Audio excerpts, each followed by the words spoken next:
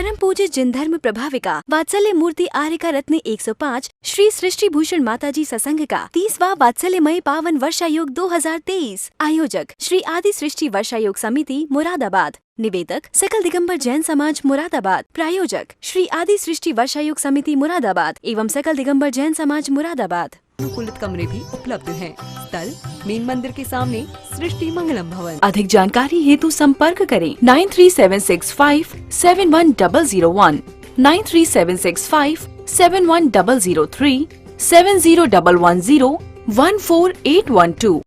इस कार्यक्रम के पुण्यार्चक हैं कमला जैन धर्मपत्नी कुंज बिहारी लाल जैन मेरठ निवासी, अनुज जैन, पायल जैन, अरहम जैन, अनुष्का जैन, अपूर्वा जैन, कुसुम जैन, श्री नरेश जैन, श्रीमती स्वयं बाला जैन सह परिवार शेरकोट, अनुराग जैन, सरिता जैन, कोसी कला मथुरा, श्री अशोक कुमार जैन, सौभाग्यवती नूतन, डॉक्टर सलोनी, निरंजन, अरहन, आराध्या, मेहता, गौतम, प्राची, गर्व, आदित्य, महिमा, आरित जैन, तारदेव रोड मुंबई, श्रीमती समता जैन, सलिल जैन, प्रीति जैन, डॉक्टर ट्विंकल जैन, अपूर्वी जैन।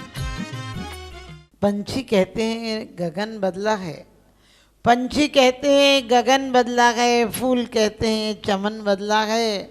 हकीकत ये है कि लाश तो वही है, मात्र कफन बदला है। लोग कहते हैं भगवान बदल गया, लोग कहते हैं अब धर्म में शक्ति नहीं रही।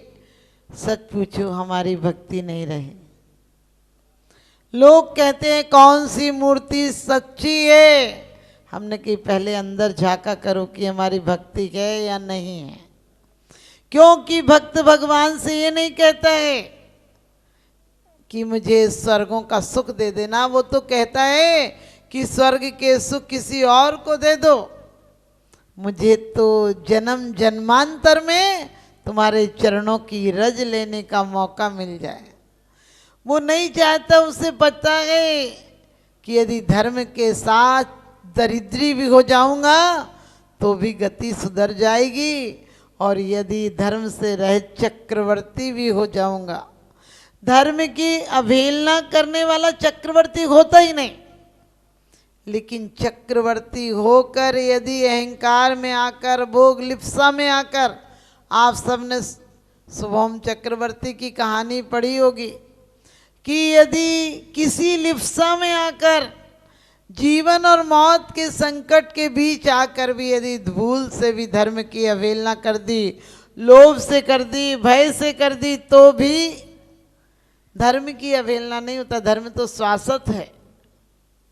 लेकिन यदि हमारे चित्त में कोई संक्लेश आ गया तो धर्म की अवहेलना हो गई। लोग कहते हैं क्या करें कि हम धर्म हो जाए। हमने कि कृपा करो मत करो कुछ। आप कहोगे तो पूजा स्वाध्याय छोड़ दें क्या? नहीं, जो पुरुषार्थ पूर्वक कर रहे हो आज तक, क्या कर रहे हो पुरुषार्थ पूर्वक?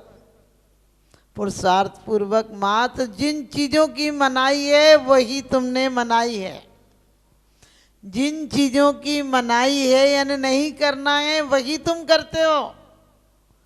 5 पाप, कसाय, मिथ्या, राग, द्वेष, ईर्षा, छल, कपट, घृणा, आकांक्षा, और ये सब मूर्ता पूरी कर लेते हो, लेकिन धर्म के लिए हमारे पास समय नहीं होता। जबकि धर्मात्मा कहता है ना चाहूं मैं स्वर्ग संपदा, नरकों से नहीं डरता हूं, किंतु नरक में जाने जैसे काम कभी नहीं करता हूं। आपने देखा होगा यहाँ पूरे टाइम लोग कहेंगे नरक नहीं चले जाएं, ऐसा नहीं हो जाए। सम्यक दृष्टि कहता है कि यदि मैंने किए होंगे तो परमात्मा तुमसे ये गुजारिश करता हूँ, ये तुमसे प्रार्थना करता हूँ, आराधना करता हूँ कि मैं ये मान्यता नहीं मान लूँ कि तुम मेरे कर्मों को बदल दोगे, और न मैं तुमसे कहता हूँ कि तुम कर्म बदल देना, बल्कि कर्मों से कहता हूँ कि क्या कर लेगा, जो दिखे वो कर ले। मेरे साथ परमात्मा है। परमात्मा ने मैं स्वयं परमात्मा हूँ। अभिव्यक्ति का तो अंतर है। अनंत चतुष्टय जब प्रकट होंगे तो जो आज मिथ्या ज्ञान है वही समीचीन हो जाएंगे, तो सम्यक ज्ञान हो जाएगा। जो हाथ किसी को मारने के लिए उठता था वही आशीर्वाद को उठने लगेगा। जो उंगली किसी के गुनाह देखती थी वही तारीफ करने लगेगी। क्योंकि कहते हैं उगती कली तोड़ ले माली, इसमें दोष चमन का क्या है, और श्रद्धा नहीं जिसे भजनों पर, इसमें दोष भजन का क्या है। लोग कहते हैं पंचम काल में कुछ नहीं होता है, पंचम काल में कुछ होता ही नहीं, अब कोई शक्ति नहीं रही धर्म में। हमने कहा ये देखा करो पंचम काल का मनुष्य ही संगनन वाला है, एकाग्रता नहीं बनती है, ये तो भारी कमजोरी है, उपयोग नहीं टिक पाता है, तत्वादिक चिंतन से हटकर यह दूर पाप में जाता है। हमेशा से ऐसी बात नहीं कि इसी युग में ऐसा हो गया, हमेशा से गुरुओं पर उपसर्ग होते रहे, गुरुओं का उपहास उड़ाया जाता रहा, क्योंकि यदि नहीं उड़ाया जाता तो नरक बंद हो जाते। नरकों में फिर कौन जाता? यदि सारी दुनिया पहले सुंदर स्वस्थ और सुव्यवस्थित थी तो फिर नरकों का तो रास्ता ही बंद हो जाता। क्योंकि हमेशा से ये अंतर रहा कि पहले ज़्यादा अच्छे लोग थे, हम लोग कभी भी तुलना करते पहले अच्छे लोग थे। अरे एक राम से पूरी राम राज्य की तुलना मत करो। एक आने वाला समय लोग कहेंगे गांधी जी ऐसे थे, अरे पूरे लोग थोड़ी ना गांधी जैसे थे, लेकिन हमारी गलती ये रही कि हम हमेशा एक अच्छे बंदे से वर्तमान के बुरे लोगों की तुलना करते हैं और हमें गलत नजर आता है। और मैं तो कहती हूँ उस दिन सच में दुनिया अच्छी हो जाएगी। एक महावीर भगवान के गुण गाते रहे, एक पार्श्वनाथ के गुण गाते रहे, आदिनाथ के गुण गाते रहे, तो वो एक एक विशेष व्यक्तित्व थे। दुनिया उस दिन अच्छी हो जाएगी जिस दिन सारे व्यक्तित्व, सारे चित्त महावीर जैसे परिशुद्ध हो जाएंगे, विशुद्ध हो जाएंगे। और होना क्या करना है आपको पता है। जैसे ही आपको पता चल जाए कि ये हमारा रिश्तेदार है तो क्या होता है, उसके प्रति घृणा का भाव दूर हो जाता है। जिससे प्रेम होता है, बच्चे से आप कुछ चाहते नहीं हो, बच्चे को देते हो। वो बच्चा छोटा है, आपको कुछ दे नहीं सकता, लेकिन आप बच्चे को देते हो। और जैसे ही बड़े होते हो तो लेने का भाव आ जाता है, कलेश शुरू हो जाता है। बच्चों को सब प्यार करते हैं, बड़ों को प्यार नहीं करते हैं। तो आज वो अनुष्ठान है, एक ही भाव विधान आप करने जा रहे हो, वो अपने आप में एक शिक्षा देता है कि अपने जीवन में प्रार्थना करता है भक्त कि भगवान मेरी आंखें अंधी हो जाएं, जो मेरी देव सास गुरु की अवहेलना न देखना पड़े, उसके पहले अंधी हो जाएं। मेरे तन में श्वास रहे तब तक मैं किसी धर्म और धर्मात्मा की अवहेलना का भाव भी नहीं आए। किसी को कोई करता भी हो निंदा तो चाहे कितना भी जिगरी दोस्त तो कह दो कि भैया माफ करो, इस बात में तुम्हारा साथ नहीं दूंगा। अभी तो हम कोई नहीं बोल रहा हो तो भी कान लगा के सुनते हैं। सच बताना, यदि कोई दो महिलाएं बात कर रही हैं उसमें एक से तुम्हारी पटती नहीं है और तुम्हें बात करती मिल जाए तो क्या मन में आता है, हमारी बुराई कर रही होगी, क्योंकि हम इससे ज़्यादा सोचते ही नहीं हैं।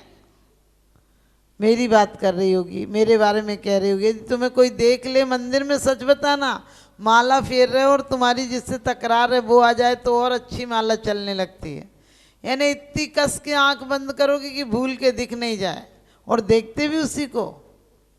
ये भी देखते रहते धीरे धीरे कि गई कि नहीं, क्योंकि दुश्मन तुम्हारे दिमाग से नहीं निकलता है। कहते हो कि प्रेम भाव हो सब जीवों पर, गुणी जनों को हर्ष प्रभु कहाँ होता है, आज होता है क्या?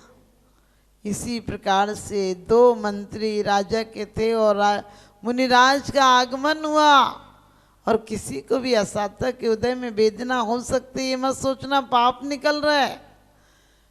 क्योंकि धर्मात्मा तो इस देह की वेदना की चिंता नहीं करता है, वो तो आत्मा की वेदना की चिंता करता है कि मिथ्यात का रोग लगा है, कसायों का रोग लगा है, कैंसर से बढ़कर गए, इस शरीर का रोग तो शरीर के साथ समाप्त हो जाता है। लेकिन आत्मा यदि विपरीत धाराओं में जा रही है तो कब संभलेगी? अब नहीं संभले तो अब कभी नहीं संभलेंगे। आपने देखा जब भी कोई कहता माता जी कब मोक्ष होगा, हमने कहा इसी बार होगा। बोले नहीं अभी तो नहीं, अभी बहुत काम है। हमने कहा तू जब जब जहाँ जहाँ जाएगा तुझे काम ही रहेंगे, तेरे काम से मुक्ति नहीं हो सकती है। तो ध्यान रखना, वो दो विरोधी मंत्री थे, एक जैन धर्मावलंबी था और एक बौद्ध धर्मावलंबी। राजा जैन धर्मावलंबी थे, लेकिन राजा ने जैसे ही सुना कि मुनिराज आए हैं, नगरवासी जा रहे हैं, वो कहने लगे हम भी चलेंगे। और बौद्ध धर्मावलंबी ने कहा कि अरे इनके मुनि देखने जाओगे, इनके मुनि तो कोड़ी होते हैं, विवश होते हैं, ग्लानि युक्त शरीर है, उनके देखने लायक नहीं है। भक्त अपनी शक्ति भूल जाता है। भक्तांबर में भी कहा है, निज शिशु की रक्षार्थ आत्मबल बिना विचारे क्या न मृगी, जाती है मृगपति के आगे प्रेम रंग में हुई रंगी। और वो भूल गया, कहने लगा नहीं हमारे मुनिराज तो कंचन सी काया होती है। और राजा कहते हैं कि कोई बात नहीं, कल हम जाकर देख लेंगे, जो झूठ बोल रहा होगा उसे ही सजा दी जाएगी। और श्रावक को ये चिंता नहीं थी कि मर जाऊंगा, क्योंकि मौत तो आज आए कल आए आएगी, मौत से ज़्यादा कोई नहीं बच पाएगा। लेकिन मौत हमारी किस भावनाओं से आती है। और जिस समय भक्त था उदास था, क्योंकि उसने देखा, उसे भी पता था कि मुनिराज को रोग है, लेकिन जाकर मुनिराज से निवेदन करता है कि महाराज मैं भावावेश में ऐसा बोल आया, आप तो व्याधि से युक्त हैं, आपको तो व्याधि है, लेकिन राजा कल देखने आएगा। और धर्मात्मा अपनी चिंता नहीं करते हैं। धर्मात्मा मुनिराज को इतने दिन से वेदना थी, चाहते तो कब की वेदना दूर कर देते, लेकिन उस महावेदना की तरफ ध्यान था तो देह की तरफ तो ध्यान ही नहीं गया। हम तो झूठी पूजाएं पढ़ लेते हैं, जड़ चेतन की सब परिणति प्रभु अपने अपने में होती है, अनुकूल कहें प्रतिकूल कहें ये झूठी मन की वृत्ति है। प्रतिकूल संयोगों में होकर क्रोधित संसार बढ़ाया है, अभी बढ़ाया नहीं तो बढ़ाने की योजना भी बना रहा है। और मुनिराज से जब निवेदन किया, मुनिराज कहते चिंता मत करो, और ध्यान में बैठ गए। क्या कहते हैं कि जो एक ही भाव आपसे कर लेता है, उसके जन्म जन्मांतर के, आपने देखा दूध और पानी में ये पता नहीं चलता है दूध कौन है और पानी कौन है, लेकिन जब दूध को औंटने रख दो तो पानी चला जाता है, दूध रह जाता है। दान देने हेतु बैंक खाता विवरण निम्नवत है। सृष्टि Mangalam Seva Samiti, Bank of Baroda, Shri Mahavir ji, account number 011901000322429, IFSC code BARB0 SHRIMA, IFSC code का 5वां कैरेक्टर 0 है। Punjab National Bank, account number 0212000111 77277, IFSC PUNB 0021200। आपके द्वारा दिया गया दान आयकर की धारा 80G एवं 12A के अंतर्गत कर मुक्त रहेगा। अधिक जानकारी हेतु संपर्क करें 9376571001, 9376571003, 7011014812। सृष्टि मंगलम गौआश्रय। भारतीय संस्कृति में गायों का उच्च स्थान माना गया है। गौ माता का सम्मान भारतीय संस्कृति का सम्मान माना गया है एवं जीव दया ही धर्म है। परम पूज्य जिन धर्म प्रभाविका वात्सल्य मूर्ति आर्य का रत्न 105 श्री सृष्टि भूषण माता जी, जिनकी मंगल प्रेरणा एवं आशीर्वाद से अनेकानेक जन सेवा के कार्य निरंतर किए जा रहे हैं, उसी के अंतर्गत सृष्टि मंगलम गौआश्रय सेवा समिति द्वारा गौशाला संचालित कर जीव दया का वात्सल्यमयी प्रशंसनीय कार्य भी किया जा रहा है। सृष्टि मंगलम गौशाला में निराश्रित, बीमार एवं घायल गायों का संरक्षण पालन किया जाता है। इसमें अभी करीब 400 गाय हैं, जिनमें से एक भी गाय दूध नहीं देती। कुछ गाय तो घायल स्थिति में सड़कों से प्राप्त होती हैं, उनका भी यहाँ निरंतर इलाज चल रहा है।